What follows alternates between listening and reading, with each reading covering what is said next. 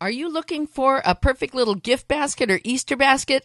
This is Ann Clemmer and Stamper from StamperDoc.com, and we're starting off with 2 half pieces of Coastal Cabana and 2 1-inch strips of Designer Series paper that we got for free during celebration. I'll tell you about that in a minute.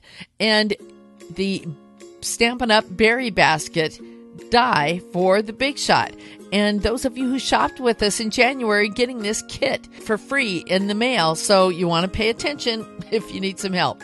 So we're starting off with the bone folder, and you really want to get one of these if you don't have one, because it's perfect to make crisp corners, and that's what you want to do. Get a nice folded edge. And then we're going to use some fast fuse because it's stronger than your average adhesive and really easy to use. Attach the 2 center pieces and make the bottom, and now we're going to use it to put the 2 strips of Designer Series paper together and make it into trim for the basket. Now, before I really put it on, I like to go and take the Designer Series paper trim and do little finger folds so that it's going to be nice and crisp on the corners when we put it together. Then I've opened up the basket again, and I'm putting the fast fuse adhesive all around the outside of the walls. So not the inside, but the outside. But if you're going to put a handle on, you want to put that on now, okay? Don't put it on later. It looks best if you put it on now, and I would probably staple it in there, and you'd still be able to put the fast fuse on. So now we're going to go and start attaching the Designer Series paper, and you don't want to press it down until you really know that it's lined up. In fact, I took it off the picture real quick so I can make sure that it's lined up correctly.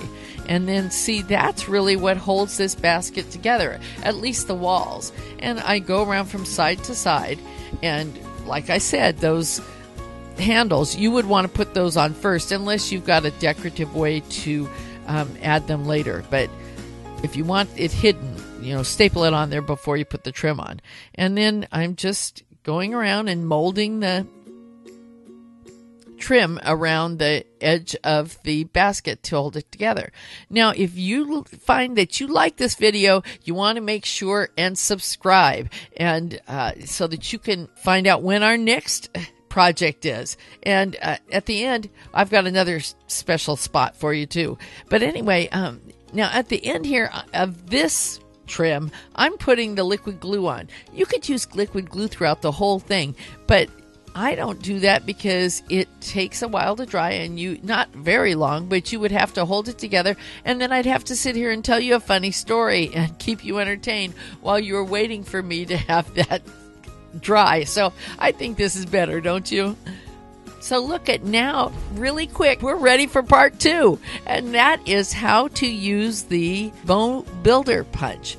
So I'm using the bone folder again to go and curl both ends of the bow loops and the center part of the bow. Now, when it comes to the ribbon tails, I only curl just one end of it. You want the center part to be straight. We like to send handmade thank you cards to our online shoppers because we don't get to see you face to face. And some of you, we even send you a nice little sample with it, like this kit. I've stuck the 2 tails together, and now I'm going to take each loop and put another glue dot on there and stick that together, and you can see where the loop is. And I'm going to do that for the other side as well. Now, if you're not on our mailing list, you want to get on our mailing list because we give a free project every month, and sometimes a recipe that is quick, easy, that kind of stuff to give you more time to stamp. Now, on this project, the hardest part is going to be figuring out which side of that bow you want to show. And this Designer Series paper is something that you can get for free with a $50 order when you shop with us between now and the end of March. Now, as you're noticing, I'm just putting a little glue dot between anything I want to put together. And I put as few as I can to get by, but as many as I need to make that project stick, because I always like my projects to last.